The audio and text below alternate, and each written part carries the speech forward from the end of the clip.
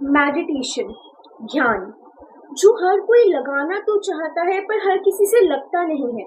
बहुत सारे meditation camps होते हैं, बहुत सारे तरीके होते हैं मेडिटेशन के, पर इसके साथ होती हैं बहुत सारी प्रॉब्लम्स भी, जैसे ध्यान लगाते वक्त नींद आना, ध्यान लगाते वक्त अपने मन को स्टेबल ना रख पाना इत्यादि। और इन सभी प्रॉब्लम्स को आंसर आज हम फाइंड करेंगे, वो भी इस दुनिया के सबसे बड़े ग्रंथ श्रीमद् भगवत गीता के द्वारा। तो जैसा कि हम सबको पता है, श्रीमद् भगवत गीता अर्जुन और श्री कृष्ण का वार्तालाप है। भगवान श्री कृष्ण सांख्य योग और कर्म योग इत्यादि की शिक्षा देने के बाद पहुंचते हैं 6वें अध्याय आत्म संयम योग की तरफ, जहां अर्जुन प्रश्न करते हैं आत्मा को नियंत्रित रखने के बारे में और भगवान इसका विस्तार से उत्तर देते हैं। 6वें अध्याय के 10वें श्लोक से भगवान श्री कृष्ण ध्यान की बात शुरू करते हैं और आज हम उसी ध्यान का अध्ययन करेंगे। नमस्कार, मैं हूं आन्या बंसल। आप सभी का स्वागत है द स्पिरिट ऑफ एजिस में। भगवान 6वें अध्याय के 10वें श्लोक में कहते हैं कि जो भावों से रहित हो एवं जिसकी कोई भी इच्छा नहीं है और जो एकांत में भी रहकर अपने मन को स्थिर कर सकता है, अपना ध्यान लगा सकता हो, ऐसा ही योगी निरंतर परमात्मा को प्राप्त होता है। पर सबसे मुश्किल भी तो यही है, आखिर हम भावों से रहित और इच्छाओं से रहित होकर मन को शांत करें तो करें कैसे? इसे हम थोड़ा बाद में समझेंगे। पहले हम ध्यान करने का सही तरीका समझते हैं। भगवान 11वें श्लोक में बताते हैं कि हमें ध्यान कहाँ बैठकर करना चाहिए। वे कहते हैं कि हमेशा ध्यान करने से पहले भूमि को शुद्ध कर लेना चाहिए, फिर पुष्प, मृगशाला या किसी वस्त्र को बिछाना चाहिए, जैसे कि योगा मैट। इसमें भी अगर आप मृगशाला अर्थात किसी मृग की छाल को बिछा रहे हो तो वह सर्वोत्तम माना जाता है।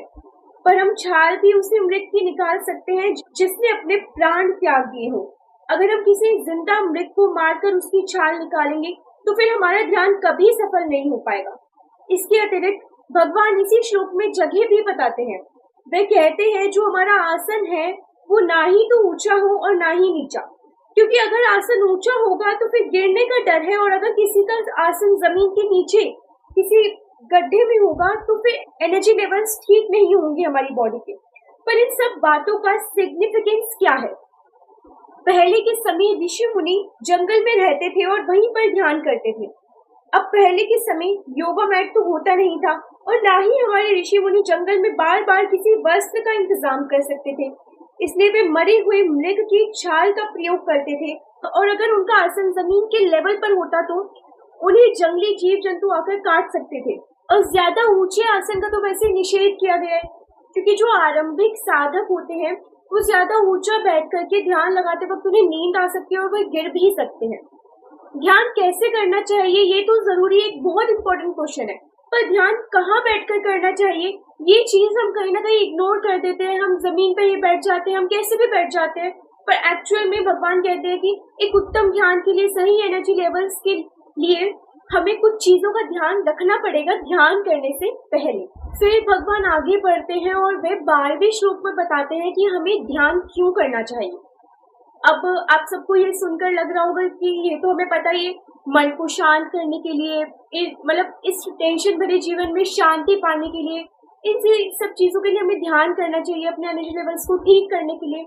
पर अगर मैं आपसे कहूँ कि ये आंसर कहीं ना कहीं इनकम्प्लीट है, तो श्रीमद् भगवत गीता में बताया गया है कि ध्यान चक्र जागृति या सिद्धि प्राप्ति के साथ साथ आत्म शुद्धि के लिए जरूरी है।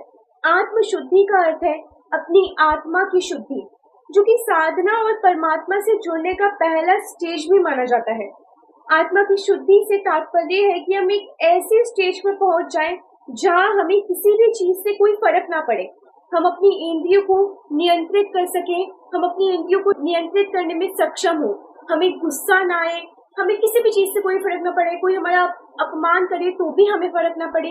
तो ये है आत्म संयम की स्टेज, जिसे हाईएस्ट स्टेज माना गया है। इसी लेवल पे आके कोई इंसान, कोई नॉर्मल मनुष्य, योगी या फिर परमात्मा से जुड़ता है, तो हमें भी मेडिटेट करके इसी स्टेज पर पहुंचना है। क्योंकि हम मेडिटेट इसलिए भी करते हैं ताकि हमारा गुस्सा कम हो, और इसी गुस्सा कम करने को श्रीमद् भगवत गीता में भगवान आत्म शुद्धि कहते हैं।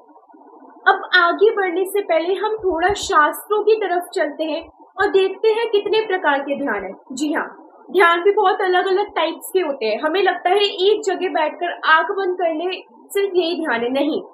जब आप एक जगह बैठकर आंख बंद करते हैं और कुछ भी सोचने की कोशिश नहीं करते तो ये चीज ना प्रैक्टिकली इम्पॉसिबल होती है। क्योंकि आप खुद सोचिए, आप जब से पैदा हुए हैं आपके दिमाग में, आज सपोज आप 20 साल के हैं या फिर 15 साल के हैं, 25-30 साल के हैं, तो जब से आप पैदा हुए हैं तब से आपके दिमाग में थॉट्स चल रहे हैं। फिर एकदम से आप सोचेंगे कि मैं 20 साल से सोचे जा रही हूँ और मैं एकदम से कुछ भी ना सोचूं, तो ऐसा पॉसिबल नहीं है। Practically this is not possible. तो फिर क्या चीज पॉसिबल है? आप किसी एक चीज पे ध्यान लगाएं, जैसे कि आप किसी गुरु मंत्र पे ध्यान लगाएं, आपके कोई फेवरेट भगवान है उस पे आप ध्यान लगाएं, ऐसी चीजों पे ध्यान लगाएं। जैसे कि आप कोई मूवी देख रहे हैं, तो आप मूवी देख रहे हो, अगर आपके आसपास कुछ हो रहा है तो आपको हो सकता है ज्यादा पता ना चले। फॉर एग्जाम्पल, आप थिएटर में, सिनेमा थिएटर में बैठे हो, आप मूवी देख रहे हो, आपके आसपास की चीजें हो सकता है आपको ज्यादा पता ना चले, क्योंकि आपका ध्यान जो है वो उस मूवी पे लगा है। अब ऐसा नहीं आपको सोच नहीं रहे, आप सोच रहे हैं, पर सिर्फ और सिर्फ एक चीज के बारे में सोच रहे हैं। यही चीज एग्जैक्टली भगवान कहते हैं। पर उससे पहले हमें ये देखना पड़ेगा कि हम किन किन चीजों के बारे में सोच सकते हैं। तो इसके लिए हमें थोड़ा सा शास्त्रों की तरफ जाना पड़ेगा। पहला है अक्रिय ध्यान, जो कि सबसे कठिन ध्यानों में से एक है। इसका अर्थ होता है कि जो भी साधक अक्रिय ध्यान करे वे किसी चीज का भी विचार ना करें। अब यही हम गलती करते हैं, हम सबसे पहले अक्रिय ध्यान करने बैठ जाते हैं, पर ऐसा नहीं करना चाहिए। हमें पहले छोटे लेवल से स्टार्ट करना चाहिए, तभी हम बहुत बड़े लेवल पे पहुंच पाएंगे। दूसरा होता है त्राटक ध्यान, जिसे आपने कहीं ना कहीं सुना होगा। इस ध्यान में हमें किसी एक वस्तु को देखना होता है, जैसे दीपक को देखना, मोमबत्ती को देखना इत्यादि। जैसे हम दीपक की लौ को देख रहे हैं, सिर्फ उसे ही देखे जा रहे हैं, तो ये भी एक काइंड का ध्यान है और इससे आपको बहुत हेल्प मिल सकती है स्टार्टिंग में। तीसरा होता है शब्द ध्यान, जिसमें शब्द पर ध्यान केंद्रित किया जाता है, जैसे ओम शब्द पर। चौथा होता है भ्रुकुटी ध्यान, इसमें भ्रुकुटी पर स्थित आज्ञा चक्र पर ध्यान लगाया जाता है। पांचवा प्रकाश ध्यान, जिसमें आंखें बंद करके किसी रोशनी का विचार किया जाता है। छठा हृदय ध्यान, इस ध्यान में शांत बैठकर हृदय की धड़कनें सुनी जाती है। सातवां होता है सोम ध्यान, जब हम सांस लेते हैं, अपने अंदर रोकते हैं और बाहर छोड़ते हैं, तो जो की ध्वनि उत्पन्न होती है, उसी ध्वनि पर ध्यान केंद्रित करना सोम ध्यान है, जिसका वर्णन कबीर दास जी और तुलसीदास जी बहुत करते थे। आठवां होता है विपश्यना ध्यान, इस ध्यान में चीजों को एज इट इज देखा जाता है। नौवां होता है गुरु मंत्र का ध्यान, जिसमें गुरु जी के लिए दिए गए किसी मंत्र का ध्यान करना चाहिए। फिर 10वां गुरु स्वरूप का ध्यान, ऐसे ही भगवत स्वरूप का ध्यान और ओमकार ध्यान, यानी कि ओम की ध्वनि पर ध्यान। फिर 13वां होता है विचार ध्यान, जिसमें हम किसी दोहे, चौपाई या कोई भी हमारा फेवरेट श्लोक हो उसका हम विचार करें। 14वां होता है भावना ध्यान, अपने अंदर की भावनाओं को स्थित करना, यानी कि हम जितने भी हमारे अंदर थॉट्स चल रहे हैं ना, उन सबको हम एक लेवल पे ले आए और उन थॉट्स के बारे में हम ज्यादा ना सोचें। फिर 15वां होता है कुंडलिनी ध्यान, सप्त चक्रों को जागृत किया जाता है इस ध्यान में, अर्थात जितने भी हमारे बॉडी के चक्र हैं साथ के साथ उन्हें जागृत किया जाता है कुंडलिनी ध्यान में। अब अगर आप मुझसे पूछेंगे तो मैं आपको स्टार्टिंग में सजेस्ट करूंगी कि या तो आप गुरु स्वरूप का ध्यान करें, इसमें भगवान भी आ सकते हैं। सपोज किसी के कोई फेवरेट गॉड है, फॉर एग्जाम्पल मेरे हैं कृष्णा, तो मैं उनका ध्यान करूं, वो कैसे दिखते हैं मैं उनका ध्यान करूं। बेसिकली मैं किसी भगवत स्वरूप का ध्यान करूं, वही भगवान का। मैं ओम की ध्वनि पर अपना ध्यान केंद्रित करूं, या फिर मैं शब्द का ध्यान करूं, या फिर मैं किसी दोहे, चौपाई इत्यादि का ध्यान करूं, क्योंकि आरंभ में ही सबसे इजी है। या फिर और भी इजी अगर करना तो त्राटक ध्यान कर लीजिए, जिसमें आप एक ही चीज को देख रहे हैं स्थिरता से, और आगे भगवान और भी सबसे इजी तरीका बताएंगे जिसमें ना आपको आंख बंद करनी पड़ेगी और ना ही खोलनी पड़ेगी। तो एक ऐसा तरीका है, तो इसे हम आगे देखेंगे। अब जब आपने कोई एक ध्यान सुनिश्चित कर लिया, आपने कोई एक ध्यान चूज कर लिया है अपने लिए, तो फिर भगवान श्री कृष्ण 13वें श्लोक में कहते हैं कि ध्यान लगाते वक्त किसे देखें? अपनी नासिका, अपनी नाक को देखें। अभी जो मैं बात कर रही थी कि ना ही तो ध्यान लगाते वक्त आंखें बंद होनी चाहिए और ना ही खुली। बिल्कुल जो आरंभिक स्टेज होता है ना, उसमें जो बिल्कुल ही पहली बार ध्यान लगाने बैठ रहे हैं, वो बहुत बार बैठ चुके हैं पर कभी उनका लगा नहीं, तो उसे भी पहली बार ही कंसिडर किया जाएगा, बिकॉज आपका अभी तक कभी आपके पास रिजल्ट या आउटपुट ही नहीं आया, आप भले हजारों बार बैठ चुके हो।